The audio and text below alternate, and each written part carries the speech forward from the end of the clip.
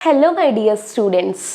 सिर्फ थियरीज के बेसिस पे, कॉन्सेप्ट के बेसिस पे आप किसी भी प्रॉब्लम से डील नहीं कर सकते। आप किसी भी प्रॉब्लम को डील तभी कर पाओगे जब आपको वो प्रॉब्लम फेस करने को मिलेगा। यानी आप प्रॉब्लम फेस करोगे तब कहाँ कहाँ थियरीज एंड कॉन्सेप्ट कैसे यूज़ करने हैं इसकी समझ आपको हो जाएगी और एक्सपीरियंस करोगे नई नई चीज़ें। बस ऐसे ही आज का जो सेशन है, आज हम आपके लिए लेकर आए हैं कुछ प्रीवियस ईयर क्वेश्चंस इस चैप्टर के केमिकल रिएक्शन एंड इक्वेशन से। जब आप प्रॉब्लम्स को फेस करोगे इस चैप्टर के तो आपको समझ में आएगा कि इस चैप्टर के थ्योरीज को और कॉन्सेप्ट्स को कैसे समझना है, कैसे यूज करना है। So welcome to our channel physic chem और आज का वीडियो लेक्चर है प्रीवियस ईयर क्वेश्चंस पे बेस्ड। चैप्टर कौन सा है? Chapter chemical reaction and equation. So before going on the question, first हमने इस चैप्टर को कंप्लीट कर लिया है और अगर आपने वीडियोस नहीं देखे हैं तो लिंक डिस्क्रिप्शन में है, आप जा कर के इस वीडियोस को ज़रूर देखेंगे ताकि आपके बेसिक्स और कॉन्सेप्ट सारे क्लियर। तो चलिए देखते हैं क्वेश्चंस, प्रीवियस ईयर क्वेश्चंस, जिसमें हमारा जो पहला क्वेश्चन है, देखो ये क्वेश्चन जो है 2024 में ही आया हुआ है केमिकल रिएक्शन से। एज वी नो कि ये चैप्टर बहुत ही इंपॉर्टेंट है। तो पहला क्वेश्चन क्या है? Select from the following decomposition reaction in which source of energy for decomposition is light. अब डिकम्पोजिशन रिएक्शन क्या होता है? डिकम्पोजिशन रिएक्शन हमने पढ़ा था, अब उसमें होता है कि एक कंपाउंड ब्रेक होकर के अलग अलग प्रोडक्ट जो है फॉर्म करता है, तो ये होता है डिकम्पोजिशन रिएक्शन। अब इसमें हमें बताना है कि कौन से डिकम्पोजिशन रिएक्शन में जो सोर्स है वो है लाइट। सो पहला जो ऑप्शन है वो है FeSO4, Fe2O3, SO2, SO3 product है। नेक्स्ट है 2H2O एंड प्रोडक्ट है H2O2। थर्ड है 2AgBr एंड प्रोडक्ट है 2Ag plus Br2 and fourth है CaCO3 एंड प्रोडक्ट है CaO प्लस CO2। तो चलो एक एक रिएक्शन को हम समझेंगे डिटेल्ड एक्सप्लेनेशन के साथ कि कौन सा रिएक्शन, सीधा ये नहीं देखेंगे कि डिकम्पोजिशन ये वाला है और इसमें सोर्स लाइट है, नहीं, हम डिटेल्ड सबका एक्सप्लेनेशन देखेंगे कि कौन से ऑप्शन में किस सोर्स का यूज किया गया है, ना कि सिर्फ ये कि कहाँ पे लाइट है मिल गया ख़त्म, नहीं, कहाँ पे कौन सा सोर्स अलग अलग यूज हुआ है। चलो उसको देखते हैं। सो बच्चों ये जो पहला रिएक्शन है दैट इज़ फेरस सल्फेट, जिसमें फेरिक ऑक्साइड बन रहा है, सल्फर डाइऑक्साइड बन रहा है एंड सल्फ्यूरिक ऑक्साइड बन रहा है। इसमें जो है कौन सा रिएक्शन हो रहा है, इसमें क्या सोर्स है? तो ये देखो, ये जो है ना, ये थर्मल डिकम्पोजिशन रिएक्शन है। कैसा? Thermal decomposition reaction. Thermal decomposition reaction है और जिसमें जो सोर्स होता है ना वो सोर्स हीट होता है। यानी FeSO4 को थोड़ा सा वार्म किया जाता है, हीट किया जाता है, देन वो Fe2O3 और SO2 और SO3 में ब्रेक होता है। तो यहाँ पे सोर्स जो है वो हीट है। ये देखो, ये 2H2O और ये ब्रेक हुआ है 2H2 एंड O2 में, ये एक इलेक्ट्रोलिसिस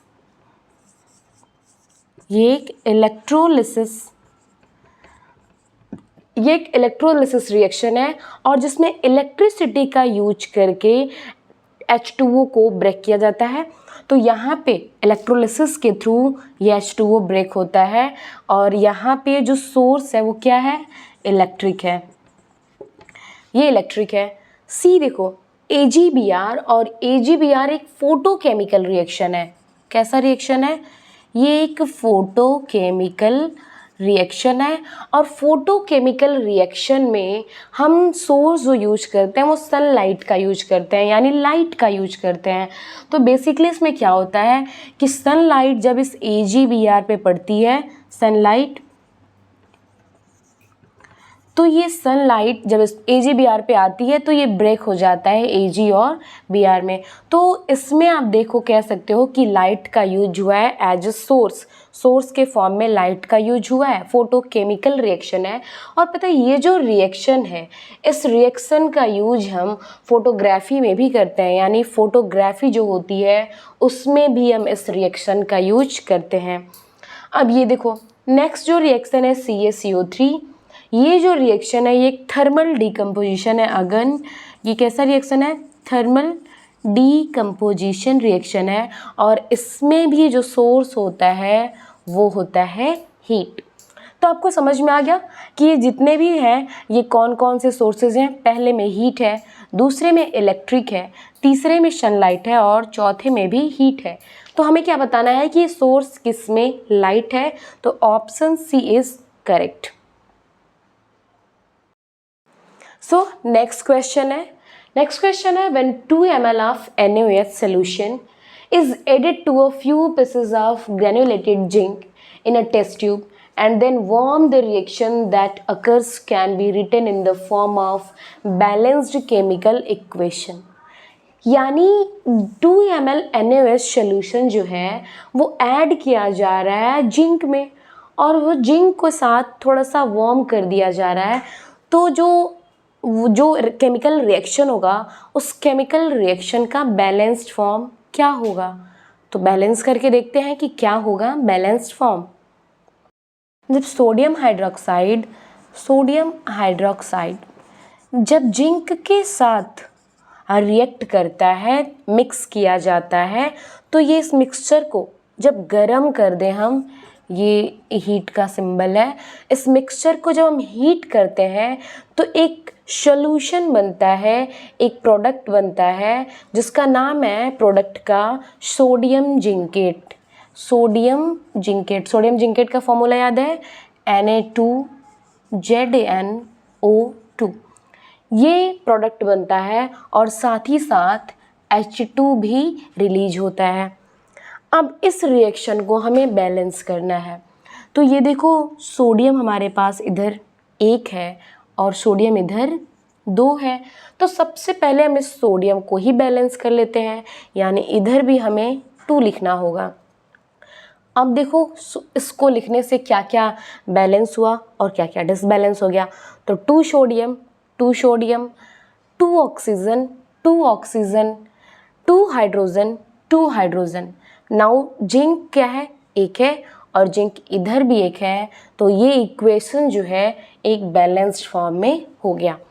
तो जो भी ऑप्शन ये दिख रहा है जिसमें आपने 2 यहाँ लेकर के 2 सोडियम हाइड्रोक्साइड लेकर के बैलेंस किया है, वो ऑप्शन क्या है? सही है। एक और इसके बारे में मोस्ट इम्पॉर्टेंट बात कि जब जिंक को सोडियम NaOH के सॉल्यूशन में डालते हैं और उसको हम थोड़ा सा वार्म करते हैं, और ये जब ये सोडियम जिंकेट फॉर्म करता है, तो ये जो रिएक्शन है इस रिएक्शन को हम कहते हैं डिस्प्लेसमेंट रिएक्शन। कैसा रिएक्शन है ये है एक डिस्प्लेसमेंट रिएक्शन। ठीक है। Next question we have, select from the following process in which a combination reaction is involved। हमें बताना है कि इस फॉलोइंग रिएक्शन में किसमें कॉम्बिनेशन रिएक्शन इन्वॉल्व हो रहा है। तो सबसे पहला है black and white photography. Black and white photography जो है ये डिपेंड करती है केमिकल रिडक्शन पे। केमिकल रिडक्शन वही जहाँ इलेक्ट्रॉन्स गेन होते हैं, ऑक्सीडेशन जो ऑक्सीजन होता है वो वहाँ से जाता है, ऑक्सीजन रिड्यूस होता है। तो ये तो किसका हो गया? केमिकल रिडक्शन का, black and white photography. Second option burning of coal, जिसमें कार्बन एंड ऑक्सीजन रिएक्ट करते हैं और CO2 फॉर्म करते हैं। तो बेसिकली ये एक कॉम्बिनेशन रिएक्शन है जिसमें कार्बन एंड ऑक्सीजन रिएक्ट करके कंबाइन कर रहे हैं कार्बन एंड ऑक्सीजन CO2 को। तो ये एक कॉम्बिनेशन रिएक्शन है। नेक्स्ट है burning of methane. Burning of methane एक कंबशन रिएक्शन है जिसमें मीथेन एंड ऑक्सीजन रिएक्ट करके carbon dioxide and water produce करते हैं। तो ये कैसा रिएक्शन है? ये है कंबशन रिएक्शन। नेक्स्ट है digestion of food. Digestion of food में क्या होता है कि जो भी फूड आइटम्स हम खाते हैं वो हमारे स्टमक में जा कर के अलग अलग ब्रेक हो जाता है अलग अलग टाइनी पार्ट्स में, इसलिए ये कैसा रिएक्शन है, ये डिकम्पोजिशन रिएक्शन है। तो बर्निंग ऑफ कोल जो हुआ option b is correct, that is combination reaction, जहाँ पे हमारा क्या फॉर्म हो रहा था, कार्बन एंड ऑक्सीजन फॉर्म कर रहे थे, carbon dioxide. Next question we have, consider the following cases in which new products will form. यानी हमें बताना है कि कौन से रिएक्शंस इसमें कंटिन्यू होंगे और नए प्रोडक्ट्स को फॉर्म करेंगे। तो चलो एक एक ऑप्शन लेकर के हम देखते हैं कि कौन से जो रिएक्शंस हैं वो नए प्रोडक्ट्स को फॉर्म करते हैं। सो ऑप्शन फर्स्ट है CaSO4 प्लस एल्यूमिनियम। अब यहाँ पे एल्यूमिनियम जो है वो कैल्शियम से ज़्यादा रिएक्टिव है और इस केस में कोई रिएक्शन होगा ही नहीं, तो इसमें कोई नया प्रोडक्ट नहीं बनेगा। दूसरा क्या है, दूसरा है CuSO4 प्लस कैल्शियम, और इस केस में कैल्शियम जो है वो कॉपर से ज़्यादा रिएक्टिव है और यहाँ पे कैल्शियम जो है कॉपर को रिप्लेस करेगा और नया जो प्रोडक्ट बनेगा वो बनेगा CaSO4 प्लस Cu। तो ये एक डिस्प्लेसमेंट रिएक्शन है और यहाँ पे नया प्रोडक्ट जो है फॉर्म हो रहा है। तीसरा है FeSO4 प्लस Cu।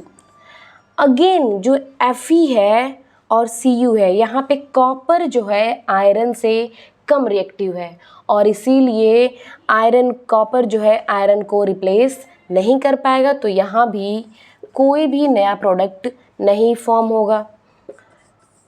जो फोर्थ ऑप्शन है वो है जिंक सल्फेट प्लस मैग्नीशियम है, जिंक सल्फेट प्लस मैग्नीशियम, और यहाँ पे जो मैग्नीशियम है वो जिंक से ज़्यादा रिएक्टिव है और इसीलिए ये जिंक को क्या कर देगा, रिप्लेस कर देगा और जो नया प्रोडक्ट बनेगा वो बनेगा MgSO4 प्लस Zn, और ये भी एक डिस्प्लेसमेंट रिएक्शन है। सो CuSO4 एंड ZnSO4 इन दोनों में रिएक्शन हो रहा है, so option b and d जो है वो वाला सही होगा। Following chemical equation, A Al2O3 plus B HCl, C AlCl3 plus D H2O. In order to balance this chemical equation, the values of A, B, C and D must be, यानी हमें पहले इस इक्वेशन को balance करना है और then हमें बताना है कि A, B, C, D की वैल्यू क्या होगी। So let's balance this equation. तो Al2O3 प्लस BHCl और इधर है CAlCl3 प्लस DH2O। इसमें हमें क्या करना है कि सबसे पहले Al की वैल्यू देखें, तो इधर हमारे पास Al2 है और इधर क्या है, इधर 1 है, तो हम इधर 2 है इधर 1, इसको हम पहले बैलेंस करेंगे। तो जब Al को हम बैलेंस करेंगे और इधर देखो ऑक्सीजन, ऑक्सीजन कितना है, इसी में हम दूसरे वाले को देख रहे हैं, ऑक्सीजन 3 है और इधर जो है ऑक्सीजन 1 है। सो यहाँ पे जब हम 2 लिखेंगे यानी यहाँ पे C की वैल्यू क्या हो गई, 2, जिससे हमारा एल्यूमिनियम जो है बैलेंस हो गया, यानी C की वैल्यू हमारी 2 आ गई। नेक्स्ट देखो, अब हमारा ऑक्सीजन है या फिर इसमें क्लोरीन देख लें, तो ऑक्सीजन देखो, ऑक्सीजन इधर 3 है, अब यहाँ पे आपने C की जगह पे लिख दिया है 2, तो ऑक्सीजन यहाँ पे 3 है और उधर पे हमारा ऑक्सीजन 1 है, क्लोरीन इधर हमारा 1 है और क्लोरीन उधर हमारा 3 2 जा 6 है। अगर हम ऑक्सीजन को देखें तो ऑक्सीजन हमारा इधर 3 है and we need 3 oxygen there, तो हम जब इधर ऑक्सीजन को 3 करेंगे D की जगह पे, तो ये हो गया D की वैल्यू 3, वो हो गया 3H2O। नाउ क्लोरीन, क्लोरीन इधर 3 2 जा 6 है, तो हमें इधर भी 6 चाहिए और इधर है 1, तो हम इस b को रिप्लेस करके अगर हम 6 करते हैं तो b की वैल्यू जो है वो हो गई 6। अब क्या बचा रह गया? अब अगर हम देखें तो c की वैल्यू आ गई, d की वैल्यू आ गई और b की वैल्यू आ गई। अब ये a है और ये a जो है यहाँ पे इसको हमें किसी से बैलेंस नहीं करना, इसलिए ये 1 ही रहेगा, यानी a जो है 1 हो गया। अब हम देखते हैं कि हमारा रिएक्शन बैलेंस है, यानी 2 एल्यूमिनियम इधर है, 2 एल्यूमिनियम इधर भी है, 3 ऑक्सीजन हियर, 6 हाइड्रोजन, 3 2 जा 6 हाइड्रोजन, 6 क्लोरीन एंड 3 2 जा 6 क्लोरीन यहाँ भी है। तो हमारा जो रिएक्शन है वो बैलेंस है और हम इसको सीक्वेंस में लिख देते हैं।